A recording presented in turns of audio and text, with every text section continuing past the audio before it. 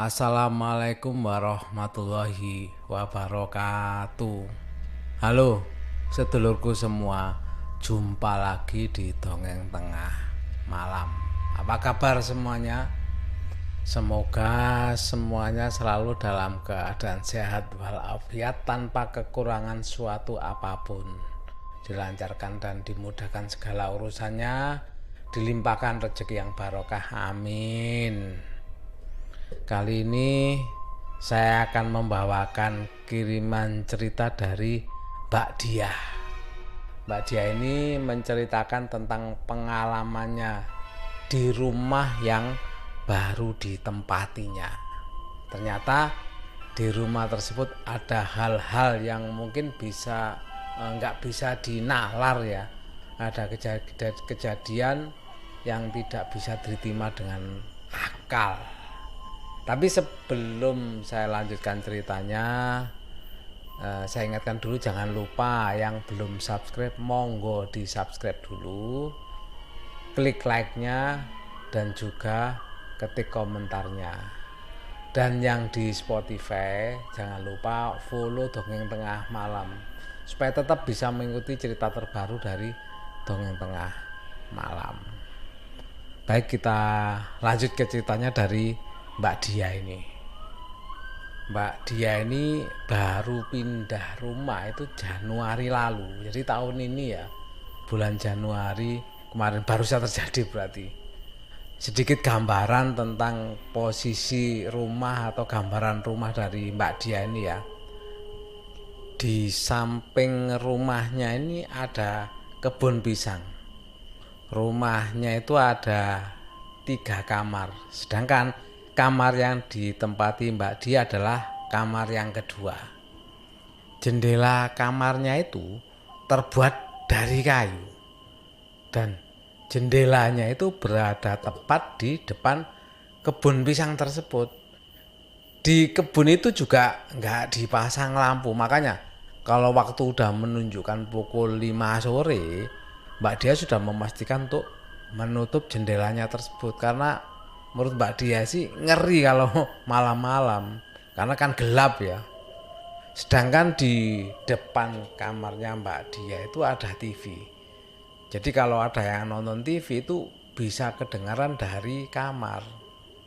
Awalnya menempati rumah sih sebenarnya biasa-biasa saja, nggak sampai memikirkan terjadi hal-hal yang di luar nalar ya. Tetapi hal itu terbantahkan setelah 2 minggu tinggal di rumah tersebut. Jadi setelah 2 minggu tinggal menempati rumah itu, Mbak Diah ingat sekali waktu itu jam menunjukkan jam 1 malam. Otomatis kalau jam 1 semua yang tinggal di rumah kan tertidur semua. Dan hanya Mbak Diah sendiri yang tidur terbangun di kamar dengan pintu yang terbuka. Lah, saat Mbak Diah sedang asik-asiknya bermain handphone, tiba-tiba terdengar suara ada yang mendobrak jendela. Seperti ada yang mau memaksa membuka jendela tersebut dan suaranya itu benar-benar keras. Jadi burak burak burak gitu ya. Tentu saja kan itu membuat Mbak Diah kaget ya. Padahal sebenarnya waktu itu Mbak Diah sebenarnya sudah mulai mengantuk. Tapi begitu mendengar suara seperti itu karena kaget otomatis ya langsung terbelalak. Langsung matanya terbuka, nggak ngantuk lagi. Dan spontan Mbak Diah kan langsung menoleh ke arah jendelanya. Selain kaget kan juga bingung. Mbak Diah juga mikir, mana mungkin ada orang mendobrak jendela jam 1 malam itu loh. Apalagi jendelanya kan dekat dengan kebun pisang. Begitu mengingat-ingat itu otomatis Mbak Diah ini langsung parno, langsung ada sesuatu yang bikin bahwa ini ada sesuatu yang aneh. Seandainya pun begitu dengan suara sekeras itu ya, seharusnya orang rumah itu tentu juga merasa kaget ya, apalagi di tengah malam kan hening suasananya, ada suara apapun kan terdengar keras. apalagi nih suaranya kan seperti dobrakan memaksa. Yang pasti kalau memang itu bener suara-suara dobrakan dari seseorang atau pencuri, pastilah seluruh rumah itu akan mendengarkan. Tapi ini nggak ada sama sekali. Karena dianggap nggak wajar, akhirnya Mbak Dia pun berusaha untuk tidak peduli dan memilih memasang headset di telinganya. Dan untungnya tidak ada lagi suara dari jendela tersebut. Tetapi walaupun tidak mempedulikan, otomatis Mbak Dia kan masih terpikir lah. Rasa takut itu ada dan masih terbangun. Dan bener aja, setengah jam setelah kejadian itu, kan Mbak Dia ini masih pakai headset ya. Nah, di sela-sela suara headset yang di on-kan itu ya, Mbak Dia sama-sama mendengar ada seperti suara ramai di luar itu. Dan suaranya itu jelas bahwa itu dari luar kamarnya Mbak Dia. Otomatis Mbak Dia pun mengecilkan volume suara dari headsetnya itu. Setelah diperhatikan, oh ternyata seperti ada suara TV menyala gitu loh. Oh mungkin batinnya mungkin ada yang masih bangun, ternyata bukan Mbak Dia sendiri yang bangun waktu itu. Karena penasaran siapa yang masih terbangun waktu itu, keluarlah Mbak Dia untuk ngecek, ngelihat siapa yang nonton TV. Dan pada waktu keluar, ternyata bener memang itu suara TV itu bener, suara TV yang menyala. Tetapi di situ tidak ada seorang pun yang menonton TV.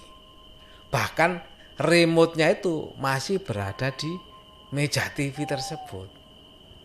Karena masih penasaran juga, karena nggak mungkin lah menurut saya, nggak mungkin ada orang nyalakan TV nggak ada orangnya, kan nggak mungkin ya.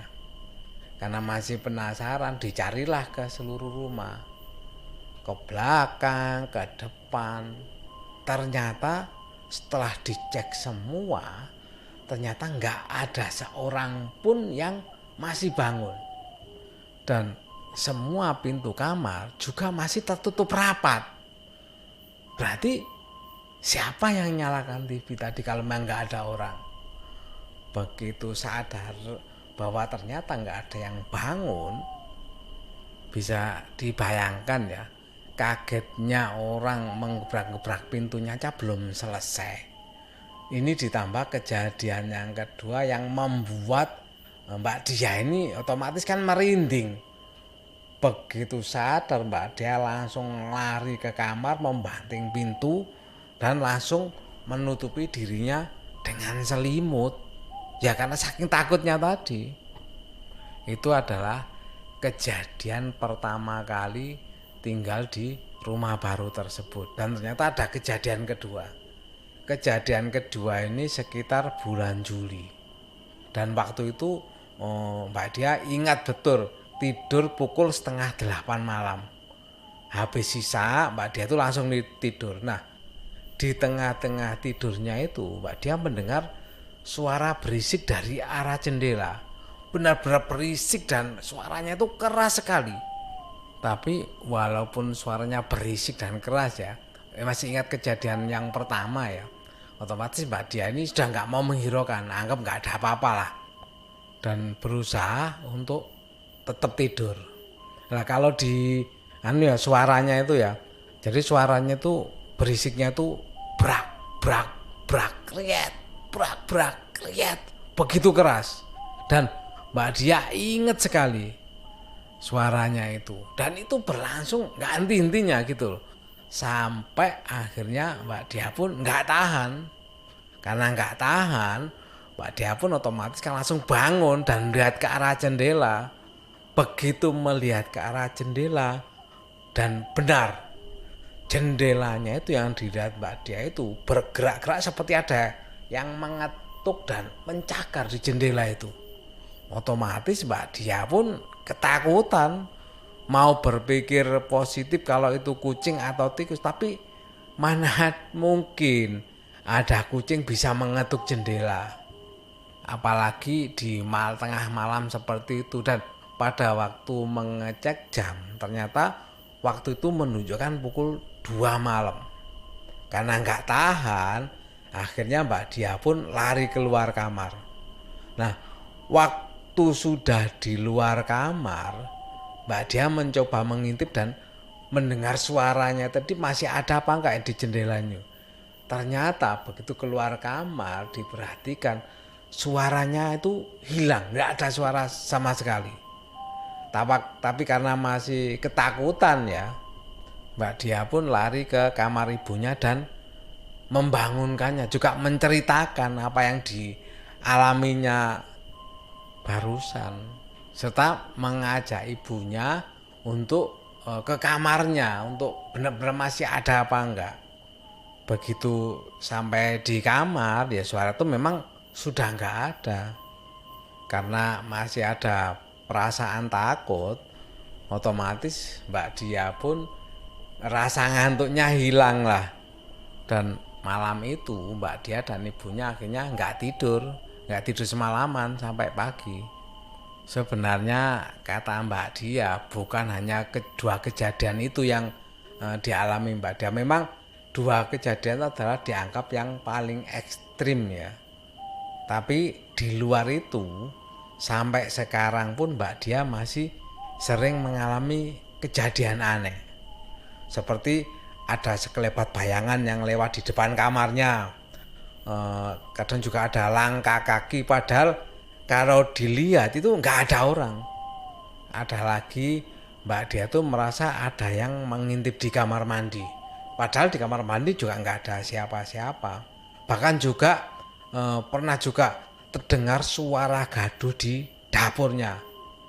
Padahal di dapur juga nggak ada siapa-siapa, nggak ada orang lagi di dapur. Tapi benar-benar suaranya jelas terdengar. Jadi seperti ada orang di dapur lagi ngobrol atau apa gitu loh. Ada lagi kadang Mbak Dia itu mencium bau yang aneh-aneh, maksudnya bau yang nggak wajar lah, seperti ada bukan orang masak, bukan apa, tapi asing gitu loh bau itu yang tercium Mbak Dia ini. Padahal menurut Mbak Dia pada waktu menempati rumah itu juga diadakan seperti acara selamatan ya. Istilah itu mungkin istilah kula nuwun lah, nggak asal menempati apa. Tapi kok masih ada gangguan-gangguan. Tetapi untungnya kata Mbak Dia, selama ini belum melihat penampakan apapun, dan juga Mbak Dia pastinya nggak mau lah diperlihatkan penampakan itu. Alhamdulillah katanya. Ya itu tadi cerita dari Mbak Dia. Tapi di sini Mbak Dia nggak menceritakan ya, yang merasakan itu hanya Mbak Dia sendiri. Apa orang tuanya juga merasakan hal yang sama seperti yang dialami Mbak Dia ini. Terima kasih Mbak Dia atas kiriman ceritanya. Dan kalau ada pengalaman lagi bisa dikirimkan lagi untuk dibawakan di Dongeng Tengah Malam ini. Dan untuk yang ingin mengirimkan cerita ke Pak D bisa via email ya. Emailnya dongengtengahmalam@gmail.com. Nanti bisa dibawakan di Dongeng Tengah Malam ini. Dan terima kasih juga saya sampaikan kepada sedulurku semua Dongeng Tengah Malam telah mendengarkan cerita dari Pak D, pengalaman-pengalaman dari para sedulur juga. Barangkali mungkin ada mengalami hal yang sama dengan yang dialami Mbak Dia ini. Monggo komentar. Atau boleh langsung kirim cerita aja ke sini untuk di-share. Siapa tahu mungkin ada masukan dari sedulur yang lain. Apa yang harus dilakukan. Atau yang pasti sih yang harus dilakukan ya berdoa, mempertebal iman insya Allah ya, mempertebal iman, berdoa supaya dijauhkan dari gangguan-gangguan makhluk ciptaan Allah yang lainnya. Itu saja untuk hari ini. Terima kasih semuanya. Saya ingatkan lagi yang belum subscribe jangan lupa monggo subscribe dulu ya. Yang di Spotify monggo follow dulu Dongeng Tengah Malam, supaya bisa mengikuti cerita terbaru, pengalaman terbaru dari pendengar dongeng tengah malam juga. Terima kasih semuanya, saya akhiri. Wassalamualaikum warahmatullahi wabarakatuh.